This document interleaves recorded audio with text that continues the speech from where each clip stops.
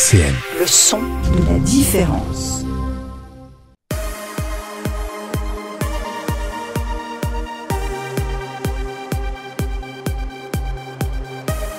10h, 11h sur RCN, et puis c'est tout avec la communauté de pratique épilepsie Handicap Nord-Est.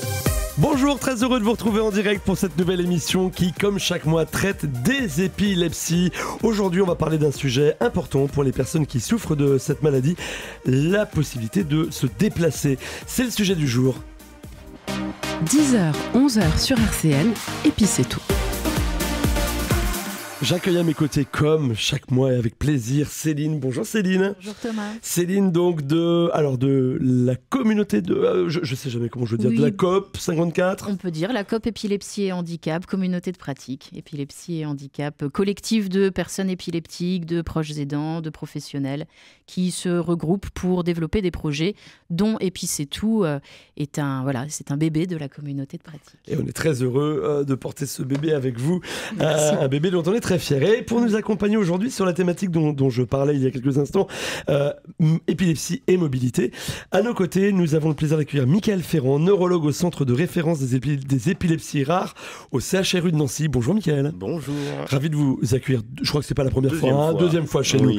Et on est très heureux de vous avoir à nos côtés. Vous allez nous expliquer un petit peu tout à l'heure, justement, qu'est-ce qu'on peut faire ou pas faire quand on souffre d'une épilepsie en termes de mobilité. Ce sera évidemment votre regard d'expert qui va nous intéresser dans un premier lieu. Et nous aurons aussi à côté le témoignage, alors notamment de Ségolène. Bonjour Ségolène. Bonjour Ségolène Doyon, qui est donc concernée par une épilepsie, une forme d'épilepsie. Ségolène, on va pas mentir à nos auditeurs, on se connaît bien. Tu es bénévole au CRCN, donc c'est pour ça que je me permets de te tutoyer. Ah, ça me gêne pas du tout. Bon, avec plaisir. Et puis nous aurons tout à l'heure un enregistrement, celui d'Anaïs Gerbeau, qui est correspondante locale dans l'Aisne, si je dis pas de bêtises, d'Épilepsie France. Elle est membre du conseil d'administration et référente mobilité, c'est bien ça Céline ? C'est ça. Elle nous racontera un petit peu justement son parcours aussi tout à l'heure. Oui, son parcours et puis surtout son rôle en tant que référente mobilité et les conclusions contenues dans le livre blanc épilepsie produit par Épilepsie France en 2022. Ce sera donc dans quelques instants, mais avant, et comme chaque mois, on démarre cette émission par des questions qu'on est allé poser aux gens dans la rue. Un micro-trottoir qui a été réalisé par Corentin Clochet, je le cite, qui d'ailleurs est avec nous dans ce studio, mais qui n'est pas au micro. On le salue, Corentin. Corentin, tu allais poser donc des questions aux gens dans la rue. Peut-être, Céline, on va commencer par la première question. Ouais. Qui était... Alors, la première question, selon vous, est-ce qu'une personne épileptique peut conduire ? Je pense pas.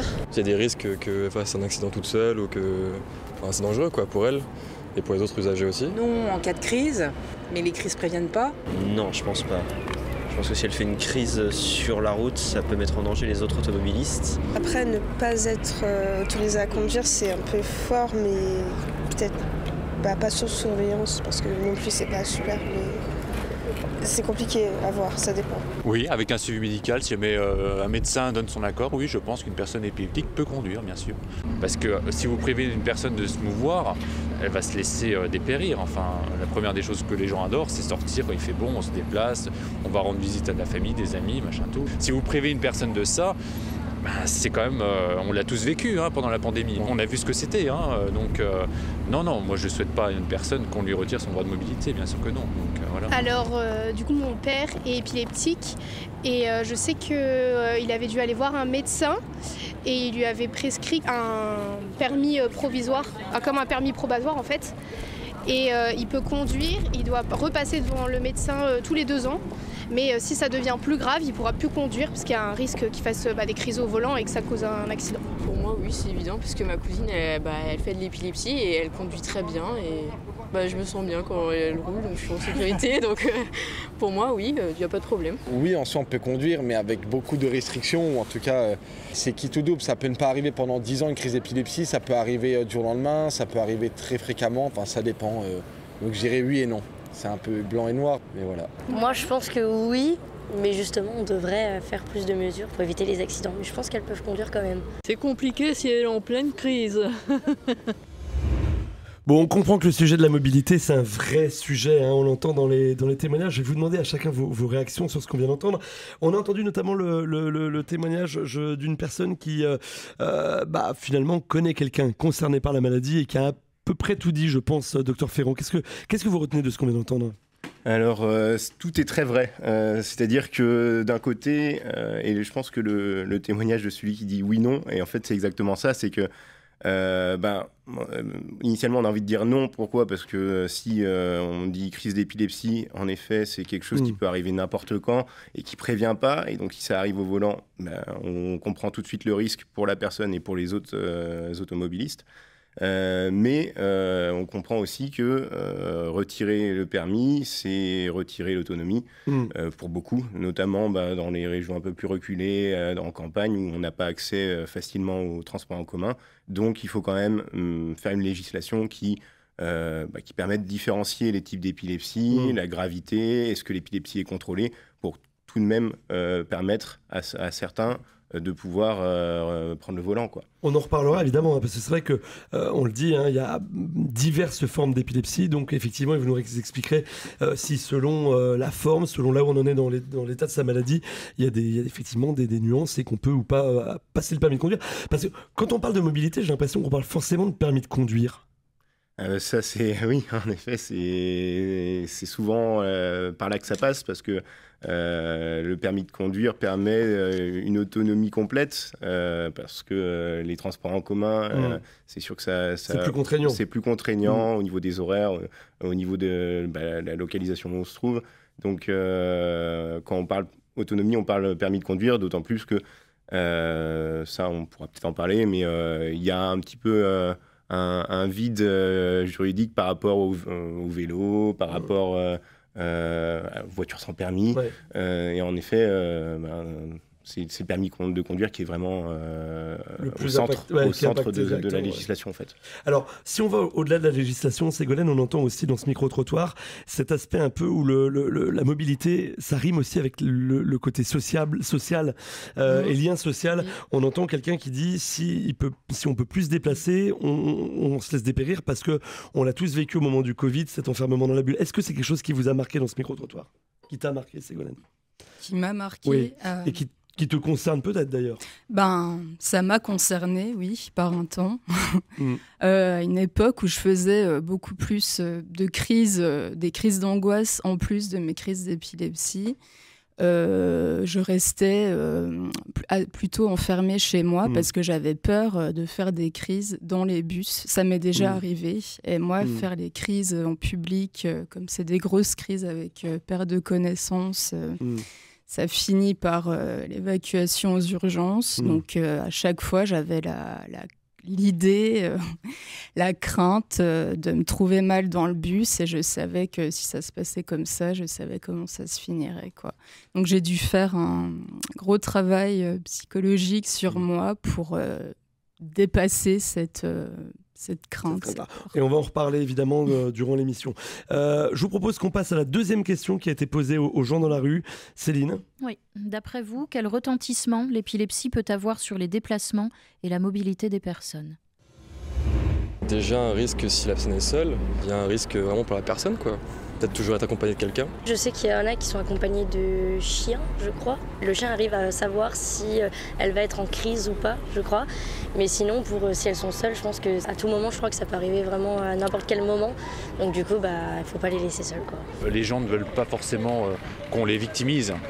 Donc ça veut dire que je pense qu'une personne ne le dit pas forcément qu'elle est épileptique lorsqu'elle va dans un lieu. Après, je trouve ça un peu dommage, parce que c'est vrai qu'une personne, si elle fait une crise, au moins, elle prévient en avance, justement, qu'elle va à un endroit, qu'elle est épileptique, au moins les gens savent ce que c'est. Elle peut ne pas pouvoir sortir, ou je sais pas.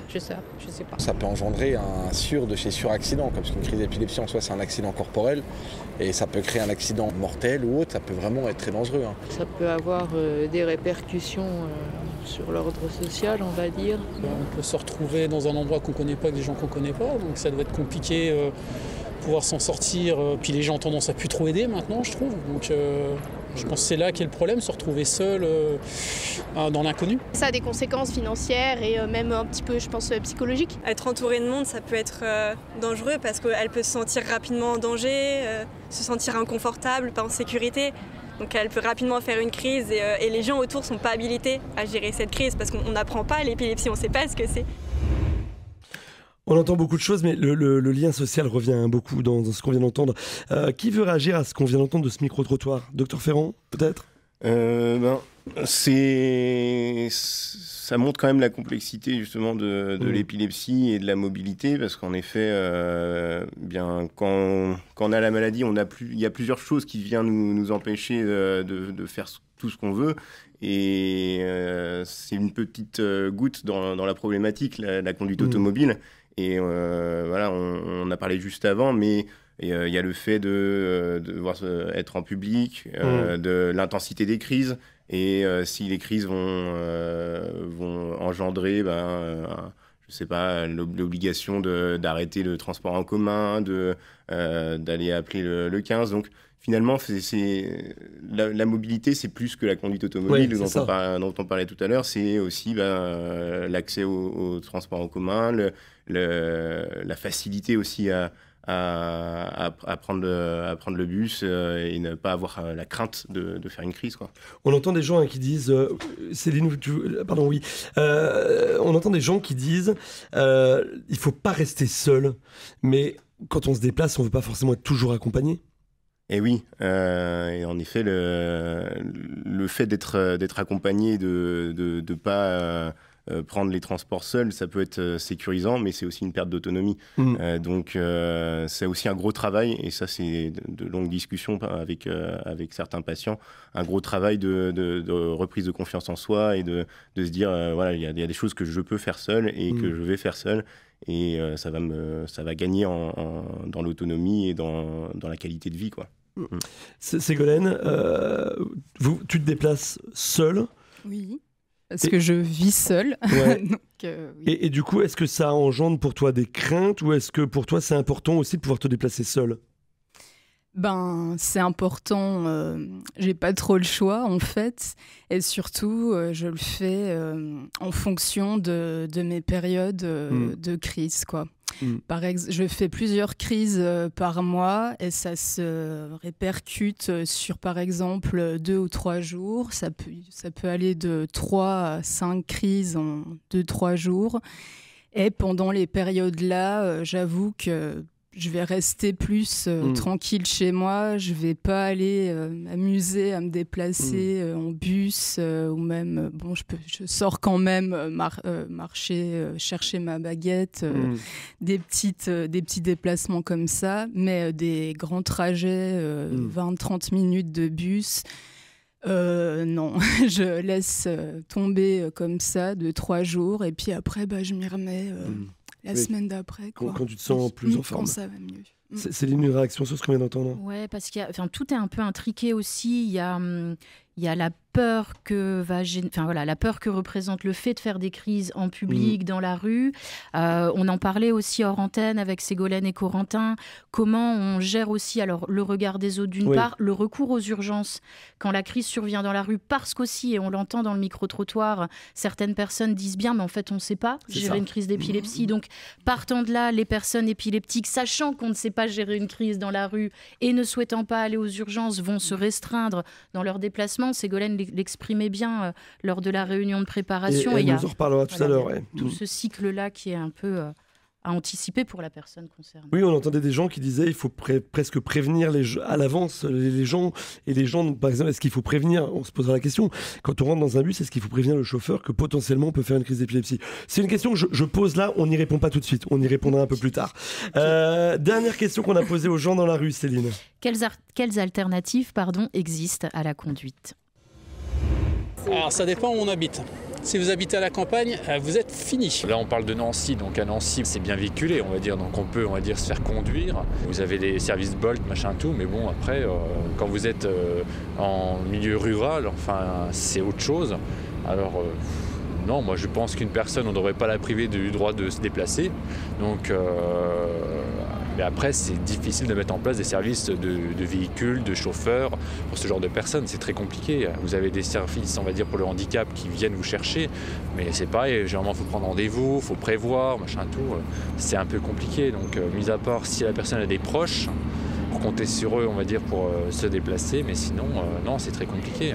Je sais qu'il y a dans tous les bus des petits boutons s'il y a un problème, mais souvent c'est des problèmes s'ils viennent de l'extérieur, une attaque ou quelque chose. Je crois qu'il n'y a rien pour les personnes si elles font une crise, mais je pense qu'il faut former l'entourage, comme ça, si tout le monde est au courant que des personnes peuvent faire des épilepsies à n'importe quel moment, elles pourront aider et venir en son aide dès qu'il se passe quelque chose, quoi. Du coup, apparemment le chien. Je pense peut-être au covoiturage ou au transport en commun, mais c'est vrai que ça reste difficile de vivre sans voiture, surtout quand on n'est pas forcément dans le centre-ville.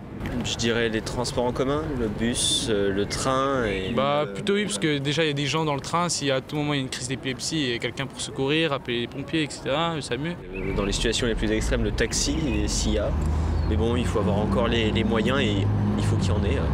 Moi je verrais plutôt une personne qui aurait besoin d'être accompagnée dans ses déplacements.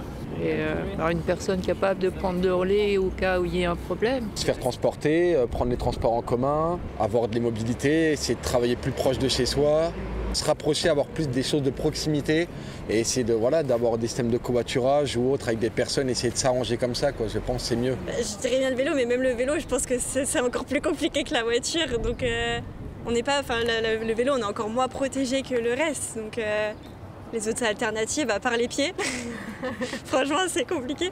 Le plus sûr pour moi, la marche. Le plus sûr, la marche, les pieds. Effectivement, on l'entend. Je pense qu'on en reparlera aussi parce que est-ce que c'est effectivement le moyen le plus sûr? En tout cas, on entend aussi beaucoup d'autres alternatives, le bus, le train, parfois même le taxi ou des transports qui pourraient être spécifiques. Une réaction à ce qu'on vient d'entendre, docteur Ferrand?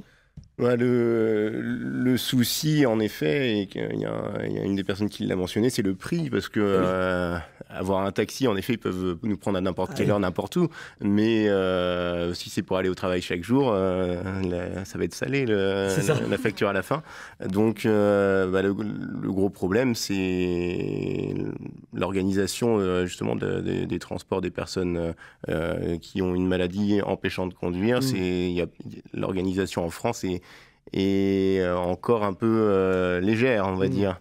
On entend aussi au tout début du micro-trottoir quelqu'un qui dit ça dépend, si on habite à la ville, ça va, il y a des transports en commun. À la campagne, la personne dit carrément c'est fini. Oui. Donc il y a effectivement aussi cette problématique. J'entendais aussi, peut-être on peut réagir là-dessus, mais quelqu'un qui disait en fait il faut essayer de travailler plus proche de chez soi, de s'organiser autour de chez soi.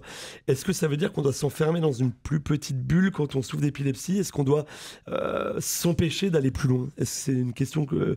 Ségolène, comment tu le vis toi?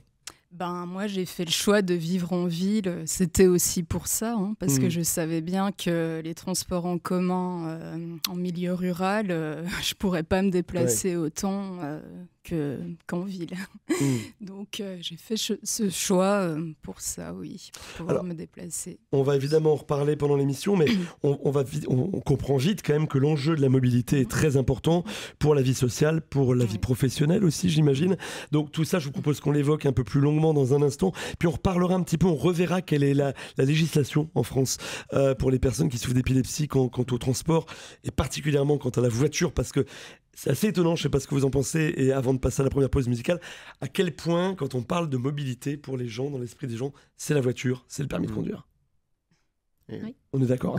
Et on va en reparler dans un instant. Je vous propose en attendant qu'on écoute Gorillaz, Clint Eastwood. Je crois que c'est qui avait choisi, c'est Corentin qui avait choisi ce titre, qui a fait ce micro-trottoir. On écoute ce morceau et dans un instant, on va expliquer et comprendre ensemble la législation. RCN. Et puis c'est tout avec la communauté de pratique épilepsie Handicap Nord-Est.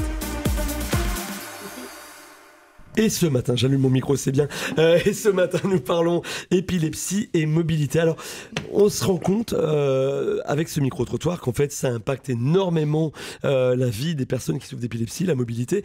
Je vous propose peut-être qu'on commence, docteur Ferrand. Je rappelle que vous êtes neurologue au centre de référence épilepsie rare au CHU de Nancy, CHRU de Nancy. Est-ce que peut-être déjà on pourrait refaire un point sur la législation et puis peut-être refaire un peu aussi le point, parce qu'on l'a déjà dit plusieurs fois dans cette émission, mais il y a plein de formes d'épilepsie possibles. Exactement. Donc la loi elle est revue assez régulièrement. Le dernier arrêté date de 2022. Il n'y a pas énormément de changements sur le dernier arrêté, mais ça nous laisse quand même un peu plus de flexibilité pour nous, le neurologue, et on peut parfois un peu modifier les durées d'interdiction en fonction du patient et au cas par cas, bien sûr, après validation ensuite du médecin agréé. Donc, pour faire simple, le patient doit passer d'abord par le neurologue, puis par le médecin agréé pour pouvoir de nouveau conduire. Et les règles au niveau de temps de contre-indication de la conduite, c'est, pour faire simple, 1 an sans crise d'épilepsie pour pouvoir éventuellement soit passer le permis de conduire si on ne l'avait pas, soit reprendre la conduite automobile. Ce 1 an peut être modifié selon les patients. Il y a des patients, par exemple, qui font que des crises lorsqu'ils dorment. Si ça fait 1 an que la personne n'a pas fait de crise pendant la veille, on peut, dans ce cas-là, autoriser, même s'il y a une persistance des crises. Parfois, c'est juste le matin au réveil. Il y a des épilepsies où on va faire des manifestations dans la demi-heure qui suit le réveil et jamais dans la suite de la journée. Donc, dans ce cas-là, on peut entendre que si on attend un minimum de temps avant de prendre le volant, on peut permettre de reprendre la conduite. Et donc, on a quand même des moyens de modifier un petit peu. Ça veut dire quoi ? Ça veut dire que concrètement, quelqu'un qui fait des crises au réveil, on va dire, vous avez le droit de conduire, mais à partir de telle heure le matin ? Oui, c'est des choses qui peuvent arriver. C'est-à-dire que c'est aussi là où c'est intéressant de faire du cas par cas et de ne pas avoir des règles qui soient elles sont assez strictes, mais on peut quand même moduler. Et si le neurologue amène des arguments suffisants pour qu'on soit en sécurité par rapport à la conduite, le médecin agréé, habituellement, à la suite, il va valider et il suit l'avis du neurologue. Donc c'est 1 an une fois que l'épilepsie est déclarée, et donc il faut 1 an sans crise. Pour la conduite des poids lourds, des taxis, tout ce qui est transport en commun, là c'est beaucoup plus compliqué et finalement faut être guéri de son épilepsie et il faut être 10 ans sans crise et sans traitement. Donc il ne faut plus avoir besoin de traitement, il faut que l'épilepsie se soit terminée et il faut avoir 10 ans de recul. Donc bien sûr, c'est extrêmement rare, ça, non ? C'est alors la plupart du temps, surtout dans les épilepsies qui démarrent à l'âge adulte, ça nécessite une reconversion et c'est la fin pour les chauffeurs poids lourds, etc. Et il faut absolument changer de métier. Et ça, c'est très compliqué à entendre. C'est ça. Alors, c'est déjà compliqué, me semble-t-il, pour quelqu'un qui a le permis de conduire, d'entendre que là, il va falloir qu'il arrête un petit peu. Alors effectivement, pour quelqu'un dont c'est le métier, c'est vraiment compliqué, oui. Oui. Alors on en discutait un petit peu juste avant l'émission, mais dans les consultations d'annonces, de diagnostic, je trouve, moi, beaucoup plus compliqué de faire passer le message de l'arrêt de la conduite automobile que d'annoncer la maladie en elle-même. C'est un peu la double peine, c'est-à-dire que premièrement, on va dire, ce qui vous est arrivé, les malaises, en fait, ça rentre dans une maladie qu'on appelle une épilepsie. Ça va nécessiter un traitement et un traitement que vous allez garder. Et donc déjà ça, c'est compliqué à annoncer, un premier palier et les patients prennent déjà un coup. Et pour les patients qui ont déjà le permis, leur dire que pour l'instant c'est pas possible. Il va falloir du recul, qu'on s'assure que l'épilepsie soit bien contrôlée et qu'il n'y ait pas de risque d'accident avec une crise au volant. Ça, c'est d'autant plus compliqué. Et souvent apparaît un moment de négociation. Et les patients ils disent mais non. Si je vous donne 50 €, ça passe. Effectivement, c'est compliqué. C'est la partie compliquée parce qu'il faut leur faire comprendre que déjà la négociation n'est pas utile parce que c'est la loi et que moi je suis juste là pour donner et informer par rapport à la loi et que après je ne serai pas là pour aller surveiller que la personne ne prend pas le volant. C'est vraiment c'est de la perte d'autonomie. Et d'ailleurs, même en allant plus loin, chez les patients qui vont être dits pharmaco-résistants, qui vont continuer à faire des crises et qui ne pourront pas reprendre le volant, dans les motivations pour aller à la chirurgie de l'épilepsie, qui est une des manières de potentiellement guérir, le fait de récupérer son autonomie en récupérant la conduite, ça vient très souvent dans les motivations du patient, quoi. Alors, si je comprends bien, c'est le neurologue donc, qui informe le patient et qui décide si le patient va pouvoir ou pas continuer de conduire. C'est pas comme d'autres maladies où on doit se déclarer en préfecture. Alors, oui, ça c'est aussi beaucoup de patients qui posent cette question, mais je n'ai pas déclaré que j'étais malade à la préfecture.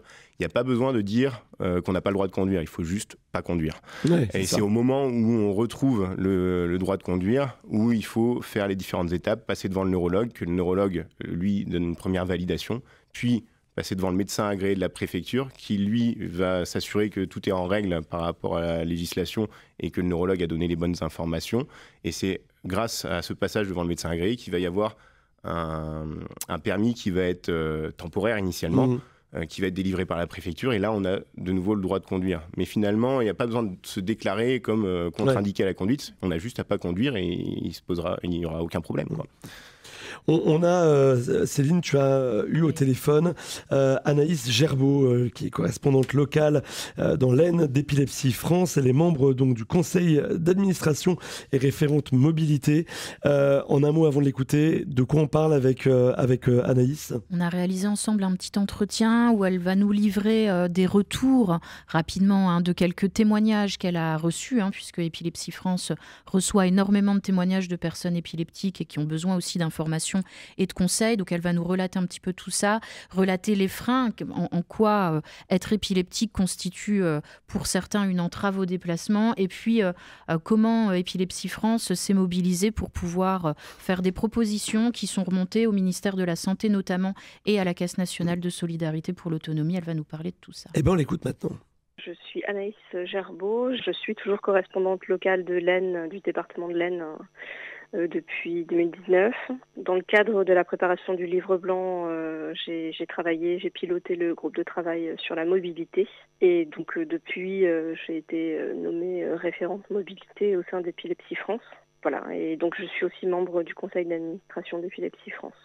Alors justement, en lien avec votre rôle de référente autour des questions qui touchent à la mobilité, une première question d'abord, qui serait quel retentissement l'épilepsie peut avoir sur les déplacements et la mobilité en général des personnes ? Voilà, j'imagine que vous avez pu recueillir différentes expériences de vie au sein des témoignages au sein d'Épilepsie France. Alors le retentissement, il est énorme, surtout pour les adultes. Et encore plus pour les adultes pour lesquels l'épilepsie arrive du jour au lendemain. Par exemple, pour une personne qui a 25 ans, qui travaille déjà, qui a déjà son permis de conduire, ça chamboule tout. En fait, il faut tout repenser dans sa vie. Pour ces personnes qui travaillent, qui sont actives et qui ont l'habitude de se déplacer en voiture, elles pensent, en tout cas, elles sont contraintes de mentir sur leur situation et de continuer à conduire malgré les risques pour la sécurité routière. Ça chamboule vraiment toute une vie, quoi. Sauf si on habite dans une très grande ville et qu'on a des moyens de transport en commun facilement accessibles. Qu'est-ce qui les amène à devoir faire ce choix Parce qu'en fait, ils ont peur de devoir tout dire à leur employeur et de dire finalement voilà, je suis ambulancier ou je fais tel métier qui nécessite de conduire tous les jours et je vais devoir tout arrêter et on a peur en fait que l'employeur ne comprenne pas et que ça se passe très mal en fait. C'est aussi compliqué quand on emmène tous les jours son enfant à l'école, en voiture. Le retentissement aussi, il est sur l'autonomie en général. On a des patients aussi qui nous disent qu'ils ont peur aussi de sortir de chez eux, même de marcher dans la rue parfois pour ceux qui font beaucoup de crises. Et donc voilà, le retentissement, il est vraiment encore plus important que ce que je vous disais au début. Est-ce qu'en lien avec ces empêchements, il existe et qu'est-ce qui existerait comme forme d'aide ou de soutien qui permettent à ces personnes de se déplacer ? Alors, il existe peu de choses, malheureusement, à part le fait de s'entendre dire vous n'avez qu'à prendre les transports en commun ou déménager dans une grande ville avec des transports en commun. Et il faut bien savoir que l'épilepsie, souvent, elle arrive très brutalement dans la vie. Donc, les rares aides qui existent, elles sont compliquées à mettre en place, il faut du temps. Et parmi les aides qui existent, il y a le recours au taxi, c'est un dispositif avec la GFIP pour se déplacer sur son lieu de travail. Mais malheureusement, c'est temporaire en fait. Ça, c'est plafonné à une certaine somme, je crois. Et donc, c'est pas viable sur la durée, quoi. Donc voilà, les patients, malheureusement, les personnes épileptiques ont très peu de d'alternatives, quoi. Et en autre alternative, il y aurait éventuellement le vélo ou la trottinette, mais ça représente aussi un risque, même si on va moins vite qu'en voiture, il y a aussi un risque de crise et ça représente aussi un danger pour la personne, quoi. Est-ce que dans les témoignages que vous entendez, est-ce qu'il vous arrive d'entendre aussi des refus de la part des transports en commun ou comment les personnes parviennent à utiliser les transports en commun? Est-ce que là, il y a aussi des entraves, des freins liés à leur épilepsie? Oui, malheureusement, c'est des choses qu'on a constatées. Même on est parfois intervenu en cas de conflit. Il y a parfois des transporteurs, des chauffeurs de bus ou des compagnies aériennes qui refusent de transporter quelqu'un parce qu'ils l'ont vu faire une crise ou parce que la personne l'a signalé. Donc ça, c'est une discrimination très grave et sur laquelle on peut intervenir. Ouais. On souhaiterait que les professionnels soient formés au risque et comprennent qu'il n'y a pas de danger à transporter une personne épileptique, quoi. Il faut juste connaître les gestes de premier secours, quoi. Tout à fait. Et effectivement, quand vous dites on peut intervenir là-dessus, comment vous y prenez au sein d'Épilepsie France pour mener ces actions? On peut avoir un rôle de médiation, on peut contacter le transporteur, comme on le fait par exemple dans certaines collectivités malheureusement qui interdisent l'accès aux piscines. Alors que c'est pareil, on ne peut pas refuser quelqu'un. Donc nous, on intervient en rôle de médiation. Voilà, on essaie de dédramatiser les choses, on essaie d'expliquer la maladie, les risques et surtout les gestes à faire en cas de crise. D'accord, comme une forme de sensibilisation finalement à l'épilepsie. Oui, okay. Oui. J'en arrive à notre troisième question. Alors, on revient un peu à la mobilité.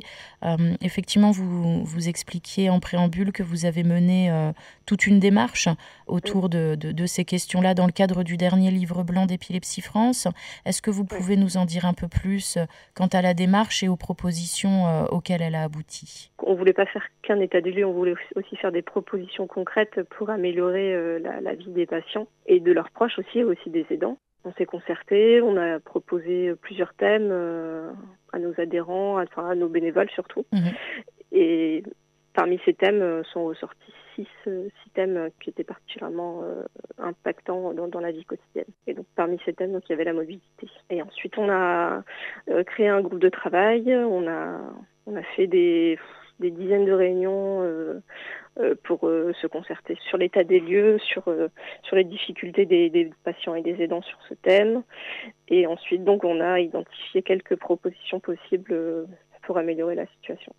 D'accord. Vous pouvez nous faire part de ces propositions ? Oui, alors il y en a deux principalement qui ont été discutées avec le ministère de la Santé, entre autres. Donc il y a la possibilité de créer une nouvelle branche dans la carte mobilité inclusion pour offrir plus d'autonomie aux patients épileptiques. Ça s'adresserait à tous les patients, à toutes les personnes qui sont en incapacité de conduire à cause de leur maladie. Donc ça concernerait bien au-delà de l'épilepsie. Ça pourrait aussi concerner les patients diabétiques, atteints de Parkinson, enfin de pas mal d'autres pathologies. Et donc il s'agirait de créer un accès soit gratuit, soit à tarif réduit au transport en commun pour ces personnes-là. En fait, sur la carte, il y aurait juste la mention incapacité de conduire et pas la personne épileptique. Donc ça aurait l'avantage de ne pas créer de stigmatisation. On a cette proposition-là. Et il y a aussi quelque chose qui me tient à cœur, c'est d'obtenir le remboursement de la visite médicale du permis de conduire, qui est obligatoire en fait quand on a le diagnostic. C'est-à-dire que si on passe pas cette visite médicale, si on continue de conduire et qu'on a un accident, on a le risque de ne pas être couvert par l'assurance, quoi. D'accord. Donc ça, c'est quelque chose qu'on est obligé de faire et malheureusement qui est payant. Donc nous, on ne comprend pas pourquoi le patient doit en plus payer des frais pour quelque chose qu'il n'est pas trop enclin à faire en plus. Donc on souhaite que cette visite soit remboursée. Et de même pour les bilans qui peuvent être nécessaires pour compléter cette visite. D'accord, oui, c'est ça que vous m'expliquiez la dernière fois, c'est que la visite est obligatoire et payante et en plus, il peut être demandé de réaliser certains bilans qui, eux également, deviennent de fait obligatoires et qui sont payants. C'est ça. Et quand on en a parlé au ministère et aussi à la Caisse nationale de solidarité pour l'autonomie, ils tombaient des nues, ils étaient même étonnés que cette visite soit payante en fait. D'accord, donc vous avez eu un écho plutôt positif et favorable à ce que vous avez pu proposer. Oui, on a été aussi auditionné par l'Ordre des médecins qui a aussi mis un avis favorable à nos propositions. D'accord.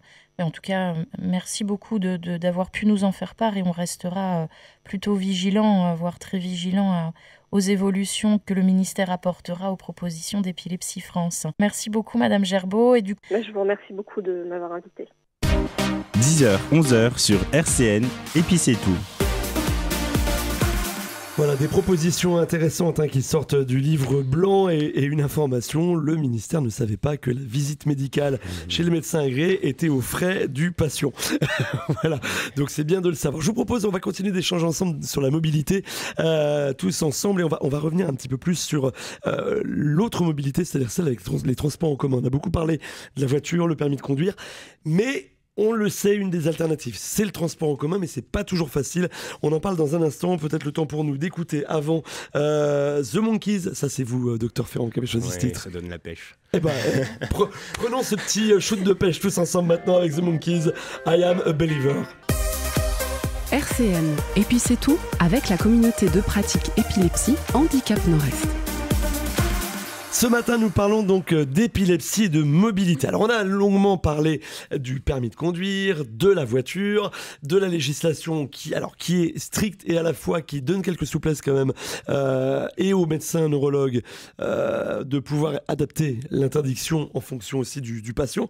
Quoique, et si vous n'étiez pas là au début de l'émission, il y a des métiers qu'on ne peut plus faire, on l'a bien compris.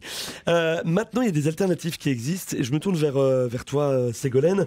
Toi, par exemple, tu es usagère du bus. Oui, c'est ça. C'est ton alternative à toi. On comprend bien que concrètement, toi, alors, le permis de conduire, tu l'as jamais passé?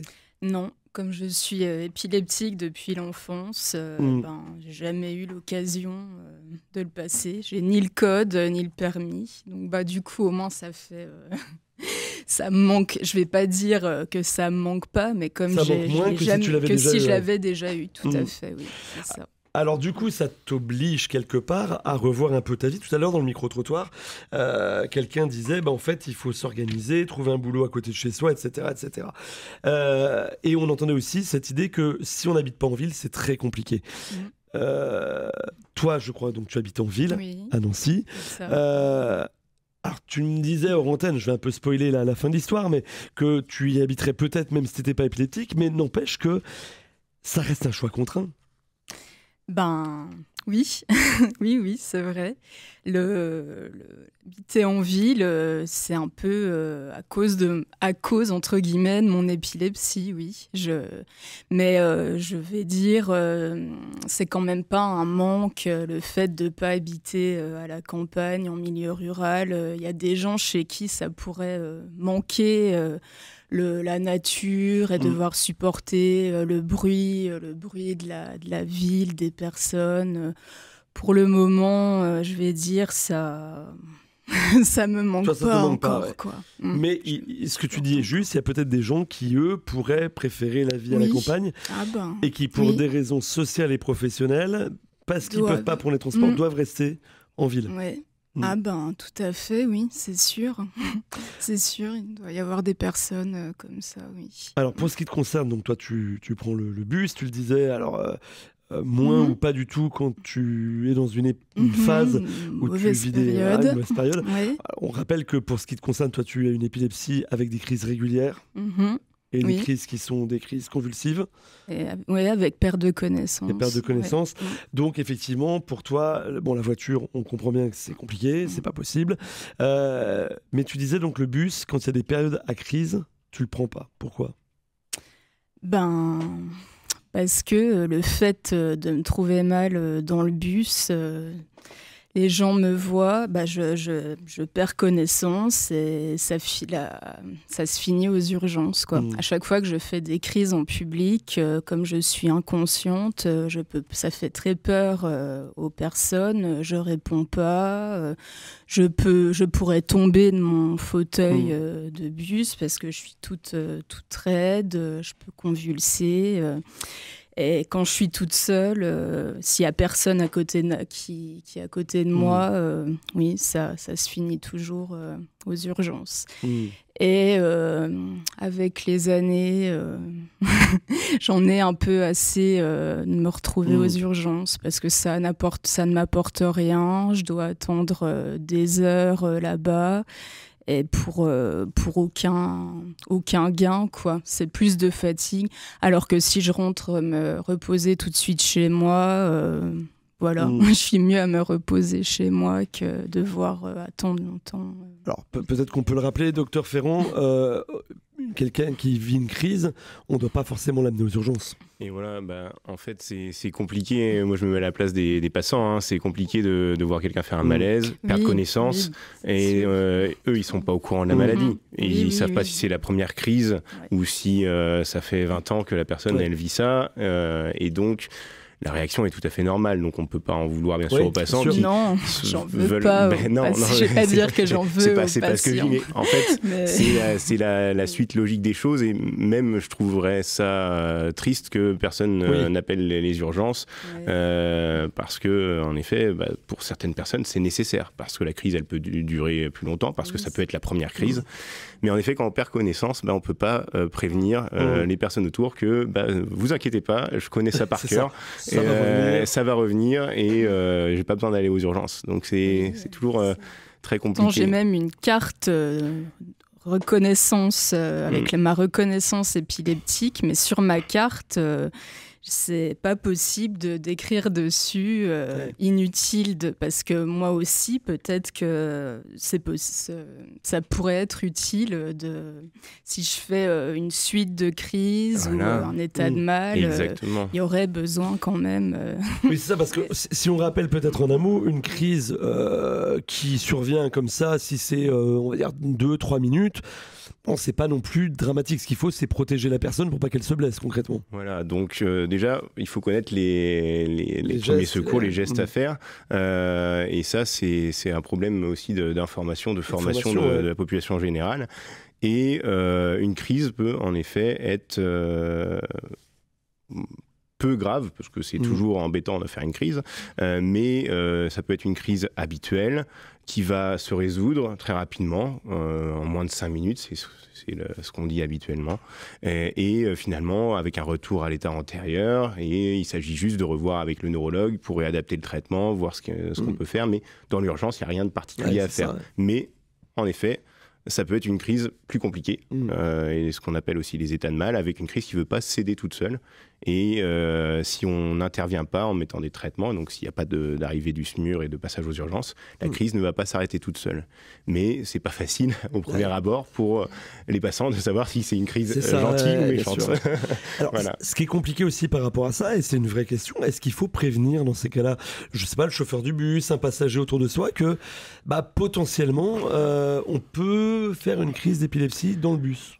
Alors non, je pense pas. Alors c'est mon point de vue personnel, mais on va pas aller prévenir toutes les personnes qu'on croise qu'on peut aller faire une crise. Ça augmente notre anxiété, ça augmente l'anxiété des personnes autour. Ça peut amener dans des situations où on nous refuse, même si c'est pas, ils n'ont pas le droit, mais ils nous refuser l'accès à un transport. Donc mieux vaut le garder pour soi, mieux vaut faire une information générale à toute la population pour réagir vraiment si une situation de ce genre arrive, mais pour vivre le plus normalement aussi, on a le droit de garder secret ces maladies, et c'est notre droit et c'est tout à fait normal. Ségolène, je te pose la question, tu demandes pas, tu préviens pas les chauffeurs? Non. Non, parce que, comme je disais, j'y vais en fonction de ton état. Donc, en général, ça se passe plutôt bien, entre guillemets. Oui, j'ai pas fait souvent de crise dans le bus ou dans le train. Le train aussi. Oui, c'est vrai, oui. Parce que j'ai choisi une période où ça allait Je choisis des périodes qui me vont bien. Il y a deux aspects dans ce que dit Ségolène, je me permets, parce qu'on se connaît aussi un petit peu depuis quelques années. Il y a le fait que tu connaisses aussi très très bien ton épilepsie, dans quel contexte les crises peuvent survenir, parce que tu expliquais aussi hors antenne que dans ces périodes où les crises surviennent, la fatigabilité va être en jeu sur la survenue de crise, et dans le bus, on n'est pas encore à un niveau de solidarité et de connaissance de l'épilepsie très fort, et donc les personnes vont pas laisser leur place. Donc il y a la contrainte d'être debout dans le bus, au milieu du monde, dans le bruit, quelquefois la chaleur, en tout cas dans quelque chose de très contenant. Et ça peut être un contexte qui est pas favorable ou qui pourrait être défavorable dans les moments où tu es un petit peu plus fragilisé par les crises. Et du coup, parce que tu sais aussi tout ça, tu sais ajuster, tu sais organiser. Oui, c'est sûr que c'est l'expérience, le temps. Il y a quelques années, j'étais pas aussi à l'aise, hein, c'est sûr. Ça s'est amélioré avec les années.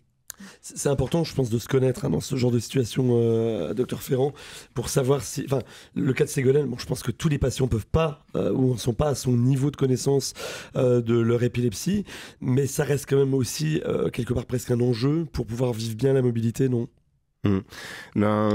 En effet, chaque épilepsie est différente, et le cas de Ségolène, c'est le cas de beaucoup de patients qui se connaissent au fil du temps, mais malheureusement, il y en a toujours qui n'ont pas de facteurs favorisants. C'est ce que nous, on appelle les facteurs favorisants, où il y a des situations où on sait très bien que là, on prend des risques, on est fatigué, on est beaucoup stressé.